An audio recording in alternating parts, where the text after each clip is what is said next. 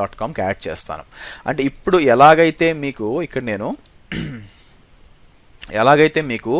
dc01.mavericktradings.com అని వస్తుందో డొమైన్లో వస్తుందో ఆ vCenter కూడా ఇలా యాడ్ చేసి ఈ డొమైన్లో యాడ్ చేసినప్పుడు అంటే ఈ స్టెప్స్ అన్నీ కాదండి, ఇప్పుడు మనం చేసింది వచ్చి డొమైన్ కంట్రోల్ ఇన్స్టాల్ చేయడం, బట్ vCenterని దీంట్లో యాడ్ చేయడం డొమైన్లో. కాబట్టి అక్కడ కూడా ఏమవుతుంది, అంతా యాడ్ చేసినాక vc01.mavericktradings.com అని వస్తుంది అనమాట. ఓకే, అది మనం చేయబోతున్నాం. దానికి ఏం జరగాలి ఫస్ట్, అదే కాకుండా మీకు vCenterకి నేను ఏం చెప్పాను, ఈ డిజైన్ ప్రకారం మీరు 9GB అండ్ 2 CPU ఇవ్వాలని చెప్పాను. సో కాబట్టి మనం ఏం చేస్తాను, ఇది మొత్తం డిప్లాయ్ అయిపోయినాక మనం ఏం చేద్దాం, ఆ సర్వర్కి పేరు చేంజ్ చేసి షట్ డౌన్ చేసి ఆ తర్వాత ర్యామ్ CPU కొంచెం చేంజ్ చేసి మళ్ళీ స్టార్ట్ చేద్దాం, మిషన్ స్టార్ట్ చేసి అప్పుడు డొమైన్లో యాడ్ చేయాలి. ఇది మనకు కావాల్సింది. ఓకే, సో మీరు చూసారనుకోండి ఆల్మోస్ట్ 78% కంప్లీట్ అయిపోయింది, 79. ఇది 1 or 2 minutesలో డిప్లాయ్ అవుతుంది. So please hold on.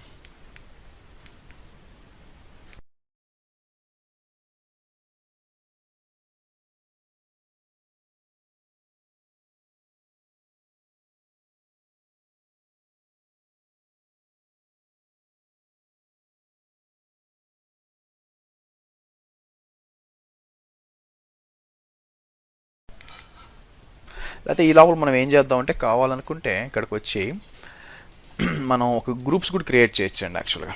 So నా ఉద్దేశం ఏంటంటే టైం వేస్ట్ చేయడం ఎందుకు, ఇక్కడికి వచ్చి యాక్టివ్ డైరెక్టరీలో మనం ఏం చేస్తాం, మీరు రియల్ టైమ్ ఎన్వైర్న్మెంట్స్లో ఏమవుతుంది మీకు, so for example group create చేస్తాం. యాక్చువల్గా అయితే ఇలాగొచ్చి మనం ఏం చేస్తాం, ఇక్కడికి వచ్చి న్యూ ఆర్గనైజేషన్ యూనిట్స్ అంటారు, వచ్చి VMware అడ్మిన్స్ అని ఒక గ్రూప్ క్రియేట్ చేయొచ్చు.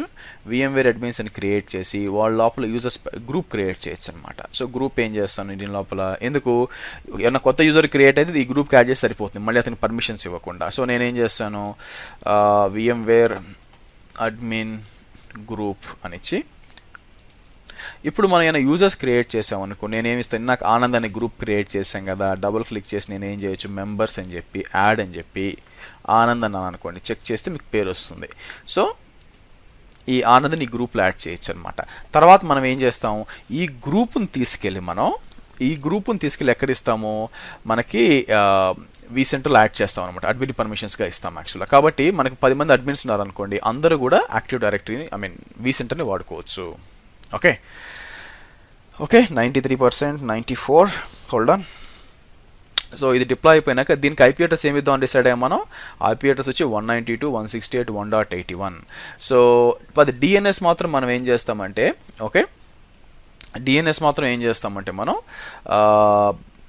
192.168.1.81 ఇది అంటే ఇది 81 కాబట్టి డిఎన్ఎస్ 80 ఇస్తామండి. ఎందుకు అంటే మనం డొమైన్లో యాడ్ చేయాలి కదా, అందుకని ఈ ఐపీ అడ్రస్ ఇస్తాం అనమాట. డొమైన్లో మాత్రం చూపిస్తాను, మీకు ఒక ఐడియా వస్తుంది. సో ఇక్కడికి వస్తే okay 99,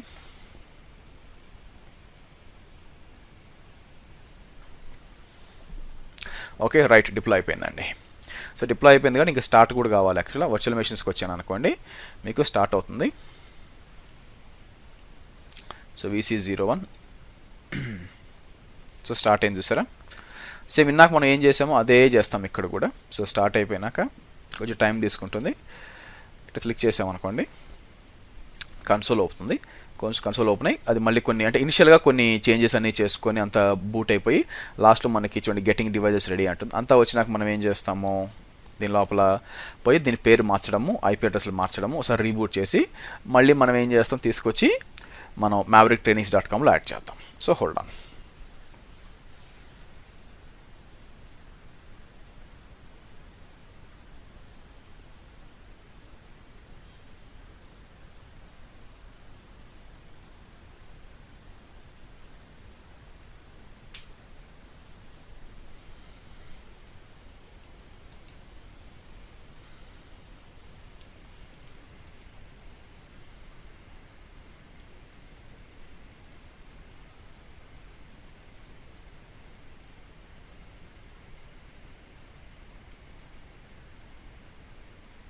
okay done.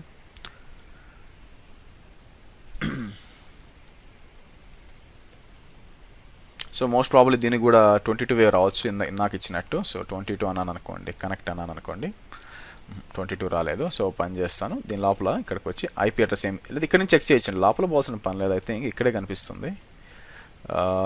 Let me close it.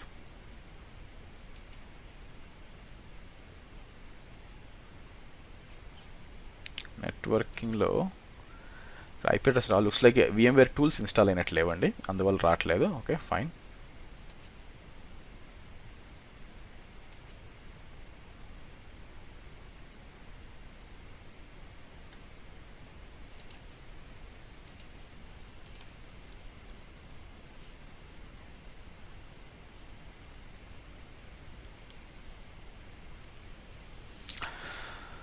Okay,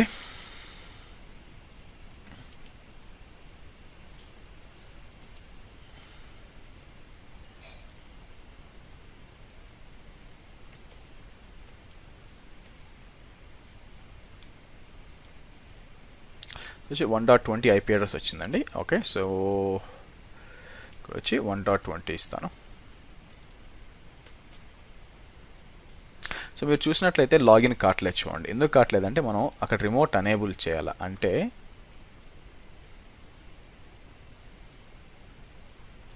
ఇక్కడ వచ్చి రిమోట్ అనేబుల్ చేస్తేనే మనకి పని చేస్తుంది అనమాట అక్కడ. సో ఓకే అంటాను. ఇప్పుడు కనెక్ట్ అవుదాం. ఇప్పుడు కనెక్ట్ అవ్వాలి.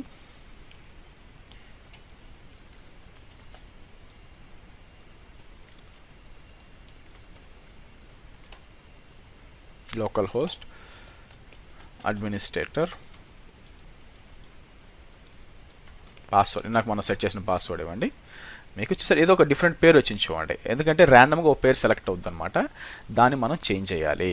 మీరు చూస్తే ఇక్కడికి వచ్చి sysdm.cpl అని టైప్ చేస్తే మీకు ర్యాండమ్గా వర్క్ గ్రూప్ అని ఉంది కదా, మనం ఏం చేస్తాం, చేంజ్ అని చెప్పి ఇక్కడికి వచ్చి VC01 అని ఇస్తాను. ఓకే, అప్పుడే డొమైన్ యాడ్ చేయనండి, ఎందుకంటే ఫస్ట్ రీనేమ్ చేస్తాను. రీనేమ్ చేసి ఓకే రీస్టార్ట్ చేయమని అడుగుతుంది, రీస్టార్ట్ లేటర్ అని చెప్పి ఇక్కడికి వచ్చి ncpa.cpl అని ఓపెన్ చేసి పాస్వర్డ్ ఐపీ అడ్రస్ సెట్ చేస్తాను. ఐపీ అడ్రస్ ఏమి ఇస్తాను మీరు చూస్తే ఇక్కడికి వచ్చి 192.168.1.81 అనుకున్నాం కదా, 192.168.1.254. తర్వాత ఇక్కడ వచ్చి 192.168.1.80 ఇస్తున్నాను చూడండి. ఓకే, 80 ఎందుకు, మీరు ఆ డొమైన్లో యాడ్ అవ్వాలి కదా, కాబట్టి దాని డిఎన్ఎస్ సర్వర్ ఇవ్వాలి. ఆ డొమైన్ mavrictrainings.com డిఎన్ఎస్ సర్వర్ ఏంటి, మనం యాక్టివ్ డైరెక్టరీ డిఎన్ఎస్ సర్వర్స్ రెండు కూడా డీసీలో ఇన్స్టాల్ చేసాం కదా, దాని ఐపీ అడ్రస్ ఇస్తాం ఇక్కడ. ఓకే, సో ఇది ఆబ్వియస్గా డిస్కనెక్ట్ అవుతుంది, నేను ఐపీ చేంజ్ చేశాం కాబట్టి. సో నెక్స్ట్ ఏం చేస్తాం, దీన్ని మీరు రీబూట్ చేయాలండి. ఇక్కడ ఎలా చేయొచ్చు, ఇక్కడికి వచ్చి నేను యాక్షన్స్కి వచ్చి పవర్కి వచ్చి లేకపోతే ఇక్కడికి వచ్చి మీకు షట్ డౌన్ రీస్టార్ట్ ఇవేమి లేవు చూడండి. ఎందుకు లేవు మళ్ళీ చెప్తాను మీకు. సో ఫస్ట్ ఏంటంటే రీసెట్ అందాం. రీసెట్ అంటే ఏమవుద్దంటే రీస్టార్ట్ అవుద్ది అనమాట మీకు.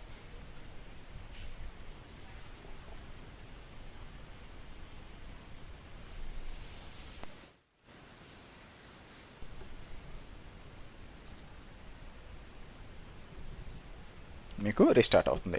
సో మనం ఏం చేద్దాం, రీస్టార్ట్ అయిపోయినాక దీన్ని తీసుకొచ్చి డొమైన్లో యాడ్ చేద్దాం. డొమైన్లో యాడ్ చేసి మనం ఇది డిస్కనెక్ట్ అయిపోయింది కదా. ఓకే, సో ఐ థింక్ 81 ఇచ్చాం కదా మనం. రీబూట్ అవుతూ ఉందండి. దీన్ని లాగిన్ చేసి దీన్ని డొమైన్ యాడ్ చేద్దాం. డొమైన్లో యాడ్ చేసి అంటే మనకు డొమైన్ కంట్రోలర్ క్రియేట్ చేసాం, యాజ్ వెల్ యాజ్ మనకి vCenter కూడా క్రియేట్ చేసాం. vCenter సర్వర్ క్రియేట్ చేసాం. నెక్స్ట్ దాంట్లో ఏం చేద్దామంటే మనం vCenter ఇన్స్టాల్ చేద్దాం. Okay, so hold on.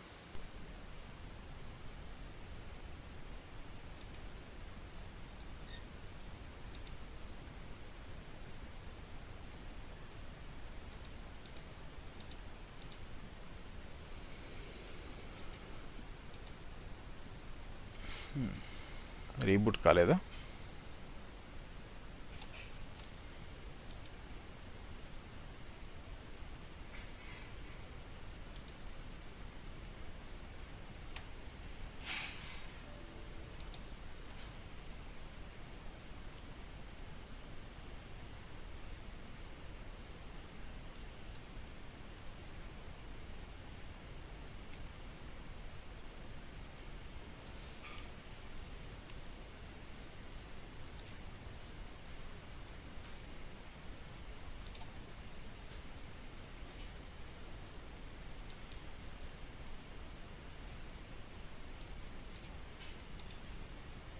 మీకు రావట్లేదు. సో కమాండ్ ప్రాంప్ట్ ఓపెన్ చేసి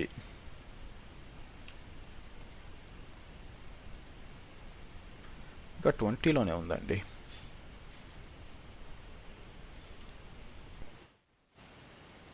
ఎందుకు చేంజ్ కాలేదు? Properties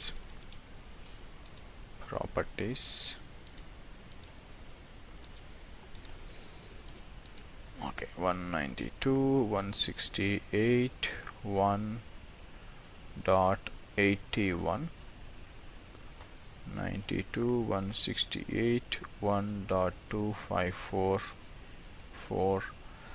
192.168.1.88 okay, done.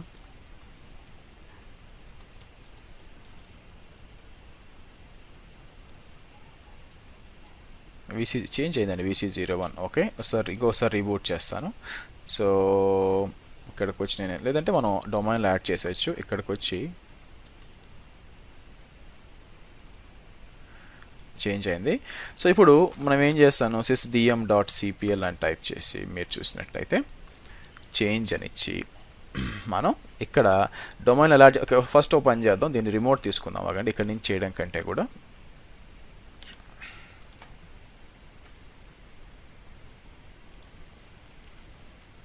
$81 కదా. So local host administrator, so password మీకు VC01 వచ్చింది చూడండి.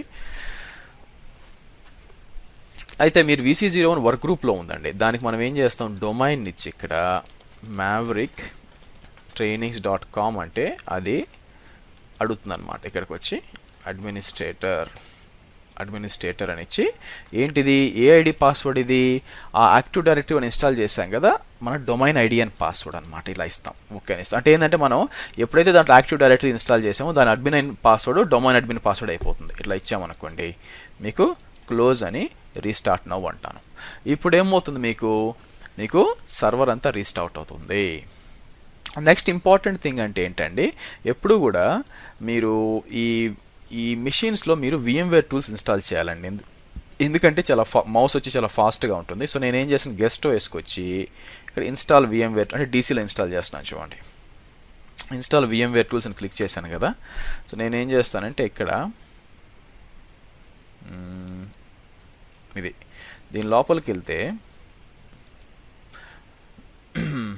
మీకు ఇలా అసైన్ అవుతుంది అనమాట. అక్కడ VMware టూల్స్ అని క్లిక్ చేశాను కదా, ఇలా అసైన్ అవుతుంది. డబుల్ క్లిక్ కొట్టండి, మీరు VMware టూల్స్ ఇన్స్టాల్ చేయొచ్చు. ఇప్పుడు ఇది ఇన్స్టాల్ చేస్తే ఏమవుతుందంటే మీకు దాన్ని ఏమంటారు, మీకు మౌస్ కానీ లేకపోతే డ్రైవర్స్ కానీ ఇన్స్టాల్ అవుతాయి. మీకు పర్ఫార్మెన్స్ ఆఫ్ ద సర్వర్ ఉంటుంది. సో AWS ఏం చెప్తుంది, VMware ఏం చెప్తుందంటే మీరు కంపల్సరీగా VMware టూల్స్ ఇన్స్టాల్ చేయాలి ప్రతి సిస్టంలో కూడా. అప్పుడు ఏమవుతుందంటే మీకు దాని ఇన్ఫర్మేషన్ అంతా vCenterలో డిస్ప్లే అవుతుంది. యాజ్ వెల్ యాజ్ మీకు చూడండి కావాల్సిన డ్రైవర్స్ ఇన్స్టాల్ అవుతాయి, నెట్వర్క్ కానీ పర్ఫార్మెన్స్ కానీ బాగుంటుంది అనమాట.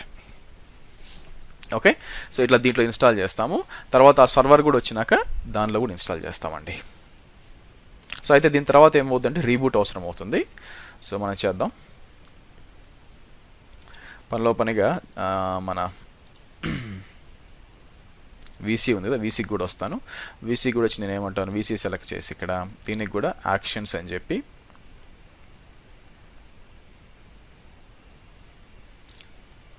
గెస్ట్ OS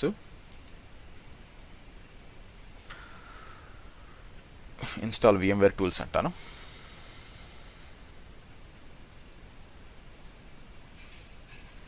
సో దాంట్లో లాగిన్ చేద్దాం. 81 కదా.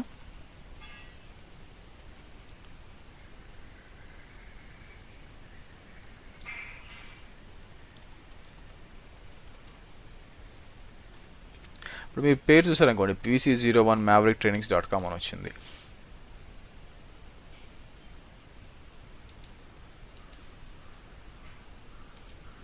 మళ్ళీ ఇక్కడ కూడా డబుల్ క్లిక్.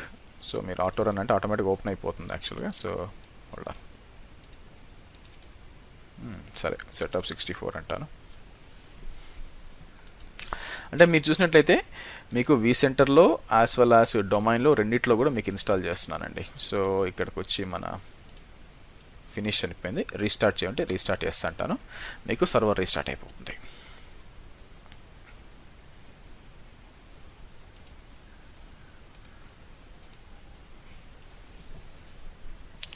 సో నెక్స్ట్ క్లాస్లో మనం ఏం చేస్తామంటే మన 3 ల్యాబ్ ESXL ఉన్నాయి కదా, అది ఇన్స్టాల్ చేస్తామండి.